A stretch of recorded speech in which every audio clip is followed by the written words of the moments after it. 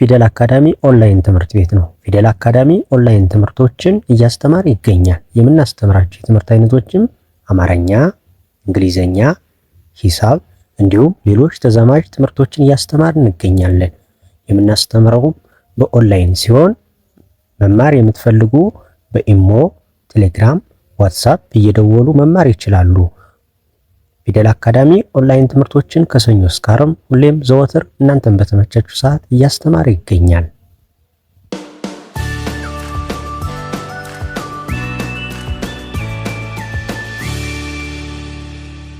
ሰላም ውድ ቻናላችን ቤተሰቦች፣ እንግዲህ በባለፈው ክላሳችን የእንግሊዘኛ ፊደላት እንዴት ተብለው እንደሚነበቡ እያንዳንዳቸውን በክፍል 1 በደንብ አርዬ አሳይቻችኋለሁ። የእንግሊዘኛ ፊደል በሁለት መንገድ ሎንግ ባውል ሳውንድ እና ሾርት ባውል ሳውንድ ተብለው እንደሚነበቡ እንዲሁም ሌላው ደግሞ ኮንሶናንት ሳውንድ እና ቫውል ሳውንድ ተብለው እንደሚነበቡ በደንብ አርጌ በክፍል 1 አብራርቼ አሳይቻችኋለሁ። በዛሬው ትምህርታችን እንግዲህ ባለፈ እንዳሳየኋችሁ አናባቢዎች አምስቱ አናባቢዎች በሁለት መንገድ እንደሚነበቡ ነግሬያችሁ ነበር።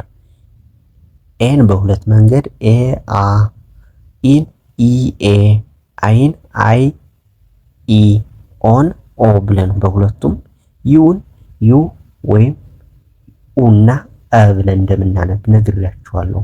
ስለዚህ በዛሬው ትምህርታችን የማሳያችሁ በመጀመሪያው በዚህኛው ሎንግ ቫውል ሳውንድ በምንለው ወይም ኤን ኤ፣ ኢን ኢ፣ አይን አይ፣ ኦን ኦ፣ ዩን ዩ ወይም ኡ ብለን በምናነብበት መንገድ ምሳሌ ሰርችን የማሳያችሁ በእያንዳንዱ ምሳሌ ሰጥቼ እንዴት አድርገን ማንበብ እንዳለብን በክፍል 2 ደግሞ እጅላችሁ መጥቻለሁ።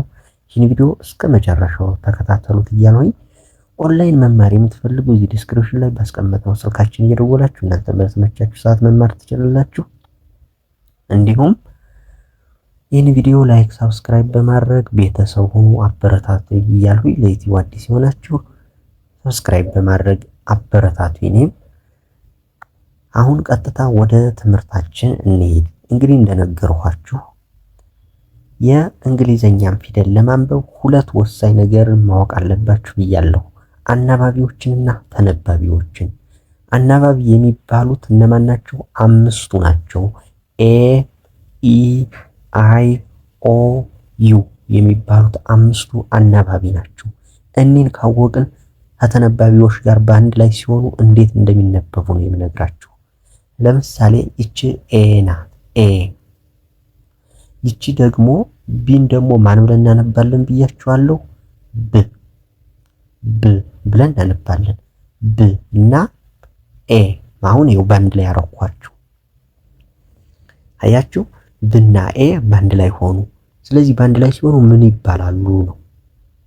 እንግዲህ ይህን ከነገርኳችሁ በኋላ ቀጣይ ደግሞ ይኸው ምሳሌዎች አሉ የሚነበቡ። እኒህ ምሳሌዎችንም አነብላችኋለሁ እንዴት አድርገን በቀላሉ እንደምናነብ። አሁን ይሉት ይቺ ብ፣ ይቺ ኤ ሚው ብ ኤ የሚል ድምጽ አለ። ይችን ብ ብለን ካነበብን ይችን ኤ ብለን ካነበብን በአንድ ላይ ስናረገው ብኤ ብኤ የሚለውን ፈጠን አርጉት። ብኤ የሚለው ፈጠን ሲሆን ቤ ይሆናል። ብኤ ቤ። ይቹት በአንድ ላይ ሲሆን ቤ ይሆናል። ቤ። ብ የሚለው ቤ። እሺ ይችን ሲን ደግሞ ስ ወይም ክ ብለን እናነባታለን ብያችኋለሁ። ከኤ ጋራ በምትሆንበት ጊዜ ሁሌም ማን ተብላ ነው የምትነበብ? ክ ተብላ ትነበባለች። ስለዚህ ክ ኤ ምን ይሆናል? ኬ። ኬ። ይችን ቤ ብያችኋለሁ። ቤ። ቤ ስትሉ አሁን ኤ ሚል ድምጽ አለው። አያችሁ፣ ኤ ሚል ድምጽ ይሰጣችኋል መጨረሻው ላይ ቤ። እንደገና ኬ ስትሉ ኬ ኤ ሚል ድምጽ አለው። ኬ። እሺ ዲ እና ኤ እቺ ደግሞ ዲ ናት። ድ እና ኤ ባንድ ላይ ዴ ይላል። ዴ። ዴ። ስለዚህ ዴ፣ ቤ፣ ኬ፣ ዴ። እንደገና እቺ ደግሞ ፍ ትባላለች። ፍና ኤ ባንድ ላይ ፌ ፌ ፍና ኤ ፌ ቤ ኬ ዴ ፌ ያስጨዋት ፌ። ስለዚህ ይህ ከሆነ እስኪ ምሳሌውን በዚህ ብቻ እንይ። አሁን በእነዚህ ብቻ ምሳሌ ላሳያችሁ። በቀጣዮች ቀጣዩን ይሄን አሳያችኋለሁ። አሁን ይችን ቤ ካልን ይችን ኬ ዴ ፌ ካልን እነዚህ እንዴት ነው የሚነበው? አሁን ይችን ቤ ኬን ደግሞ ክ ብለን እናነባለን ብያችሁ ነበር። ክ ስለዚህ ቤ ክ ብና ኤ ቤ ይሆናል። እዚያ ክ ቤክ አያችኋት? ቤክ። እሺ ይቺ ደግሞ ኬ ብያችኋለሁ። ስና ኤ ኬ ኤምን ደግሞ ም እንላለን ብያችኋለሁ። ም ኬም። እሺ አሁንም ይቺ ድና ኤ ባንድ ላይ ምን ይባላል? ዴ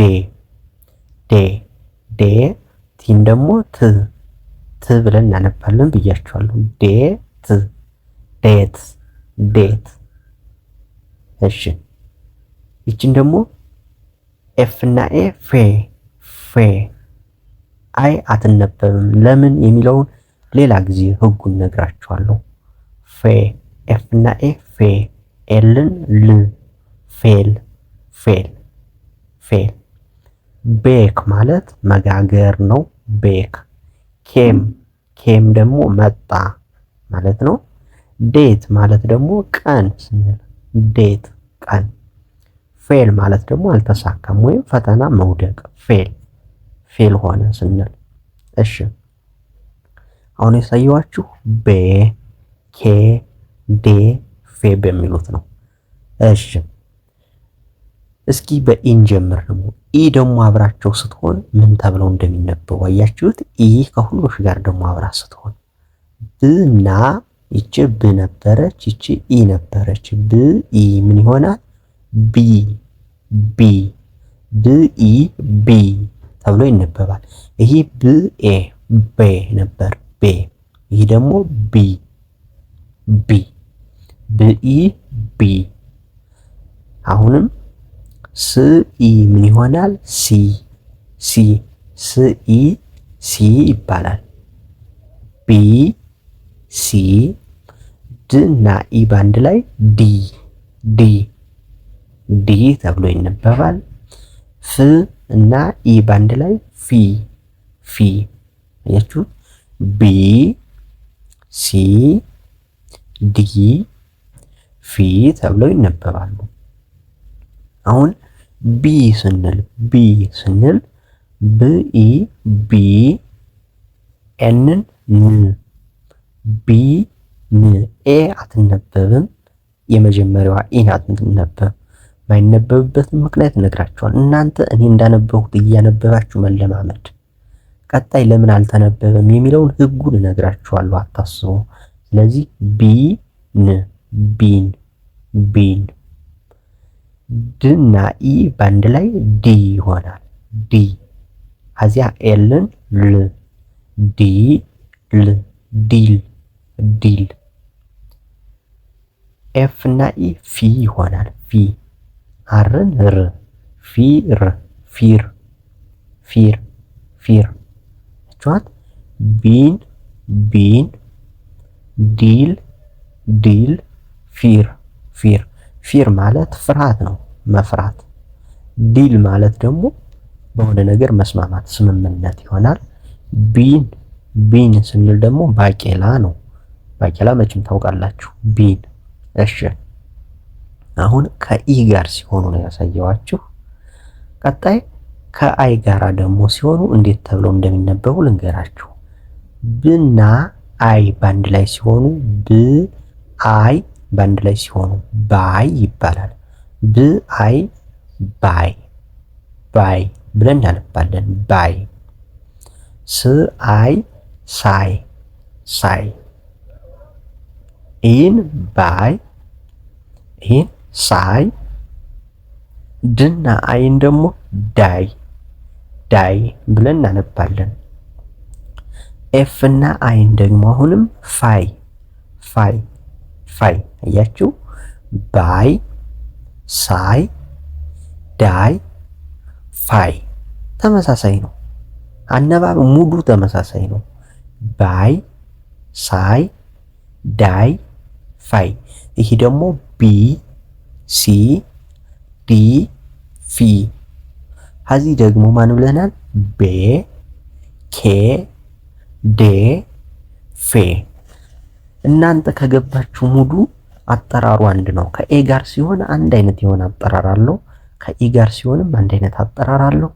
ከአይ ጋር ሲሆንም አንድ አይነት አጠራር አለው። ስለዚህም ባይ ሳይ ዳይ ፋይ እንደምንል ያዙ።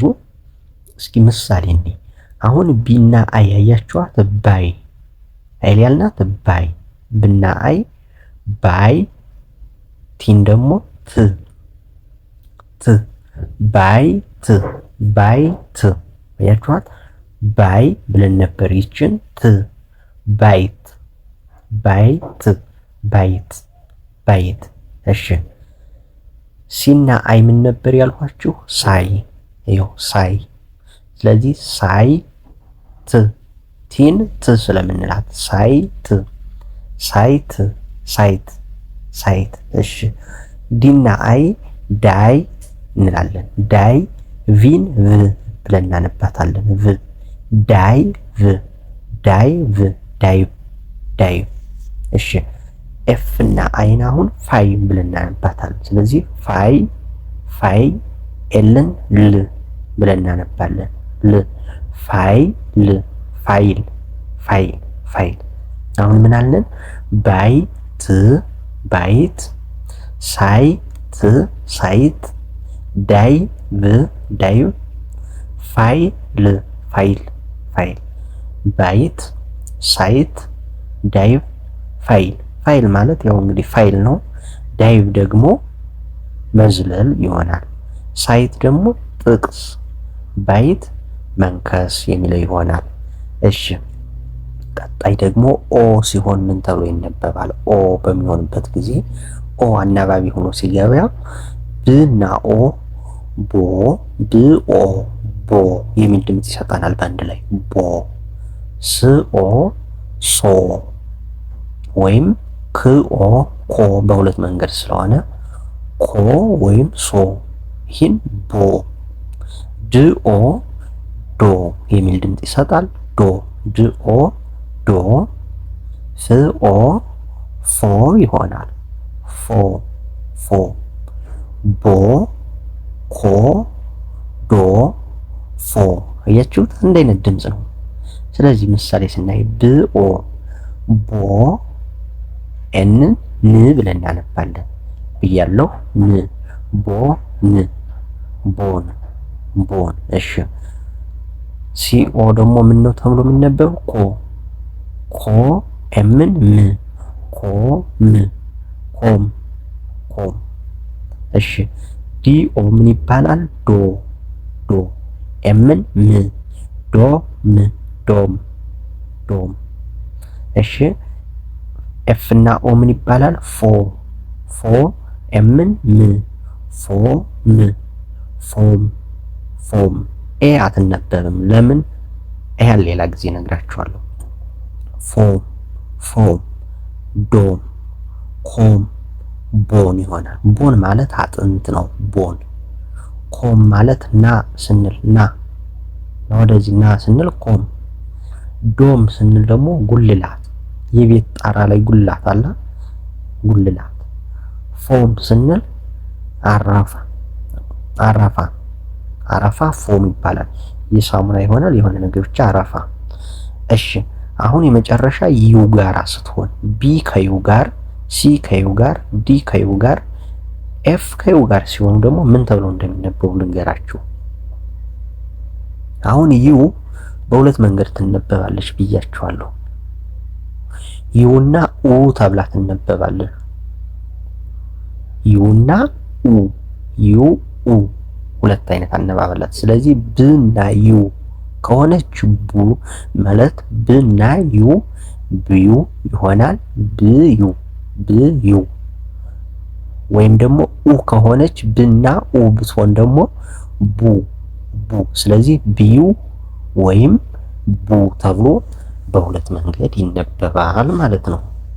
ይቺ ደግሞ ክ ተብላ ትነበባለች። ክዩ ክዩ ከዩ ጋራ ስትሆን ክዩ ክዩ ወይም እንደ ኡ ስትነበብ ደግሞ ይቺ ኩ ክ ኡ ነበር ኩ ክዩ ወይም ኩ ተብሎ ይነበባል። ኩ ይቺ ደግሞ ድና ዩ ድዩ ድዩ ወይም ደግሞ ኡ ሆና በምትነበብበት ጊዜ ይቺ ዱ ዱ ድዩ ወይም ዱ እንላለን።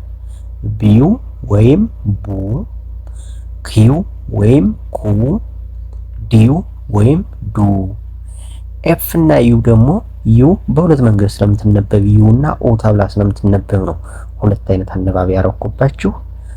ኤፍ እና ዩ በአንድ ላይ ሲሆኑ ፊዩ ፊዩ ወይም ዩ ኡ ተብላ ስትነበብ ደግሞ ፉ ፍና ኡ ፉ የሚል ድምጽ ይሰጣል። ፉ ፊው ፊው ወይም ፉ። ስለዚህ ምሳሌ እኔ አሁን ብና ዩ ቢዩ ይሆናል። አሁን እዚህ ላይ አያችሁ ዩ ተብሎ ነው የሚነበብ። ቢዩ ኤልን ል ዲን ድ። አሁን ቢዩ ል ድ ቢውልድ ቢውልድ አያችሁት ቢውልድ ብለን እናነባዋለን። ቢዩ ል ድ ቢውልድ ቢውልድ። ይችን ደግሞ ክ ብለን እናነባለን ብያችኋለሁ። ክዩ ክዩ ክዩ ክዩ ት ኪዩት ኪዩት ዩ ተብላ ነው ይች የምትነበብ ኪዩት ኪዩት። እሺ ዲዩ ዲዩ ክ ዲዩክ ዲዩክ ዲዩ ክ ዲዩክ። ይችን ደግሞ ኤፍን ፍ ብለን ስለምናነባት ፊዩ ዩ ተብላ ስትነበብ ፊዩ ዝ ፊውዝ ፊውዝ። ኤስን ያልነገርኳችሁ ከባለፈው ቪዲዮ ስ ወይም ዝ ተብላ ትነበባለች በሁለት መንገድ። ስለዚህ እዚህ ላይ ዝ ተብላ ነው የምትነበብና ፊውዝ ፊውዝ ፊውዝ። አሁን ምንድነው ቢውልድ? ይህን ቢውልድ ብለነዋል። ቢውልድ ማለት መገንባት ማለት ነው። አንድን ነገር መገንባት። ቢልዲንግ ሃውስ ምንለው አሁን ቤት ግንባታ ቤት መስራት ማለት ነው። ቢውልድ። እዛ ኪዩት ማለት ኪዩት ስንል ደግሞ ኪዩት ቆንጆ ስንል ነው። ዲዩክ ዲዩክ ዲዩክ ማለት መስፍን መስፍን ማለት አንዳንድ መሪዎቹ እንደማለት መስፍን የመሪ ማረግ ነው አይደለ? ዲዩክ ይባላሉ።